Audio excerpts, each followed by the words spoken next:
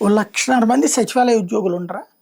వాళ్ళని నిరంతరం వేధిస్తే, అవమానపరిస్తే, అవహేళన చేస్తే, మిగతా డిపార్ట్మెంట్ల పనంతా వాళ్ళ నెత్తినే వేసేసి, వాళ్ళు రాత్రిపూట నిద్రపోకూడదు, తెల్లవారుజాము నుంచి రాత్రి దాకా పని చేయించుకోవాలి.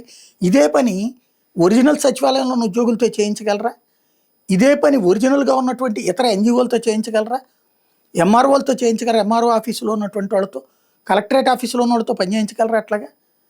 ఎందుకు అలాగ వేధిస్తున్నారు? ఎందుకు అంతగా హింసిస్తున్నారు? ఓన్లీ జగన్ టైంలో నియమితులు అవ్వటం. అప్పుడు పరీక్షలు రాసే నియమితులు అయ్యారు కదా! డైరెక్ట్‌గాను వైఎస్ఆర్ కాంగ్రెస్ పార్టీ ఇచ్చి పంపించిందా ఏంటి అక్కడ? లేదు కదా! రాత్రి పగలు కష్టపడేటటువంటి వాళ్ళే కదా ఆళ్ళందరూ. అంతకుముందు ఉద్యోగాలు చేసుకుంటున్నోళ్ళే కదా వచ్చింది. వాళ్ళకి ఇస్తున్న 25,000, 30,000 జీతాలకు కూడా రూ. 1,00,000, 2,00,000 వాళ్ళ పనినంతా తీసుకొచ్చి పెట్టేస్తుంటే వాళ్ళు ఎంతకాలం వేధిస్తారు? అరే! కనీసం సామాజిక స్పృహ లేదు ఎట్లాగూ ఆ పాలకులకి. అదే సందర్భంలో ఉద్యోగుల స్పృహ ఏమైపోయింది?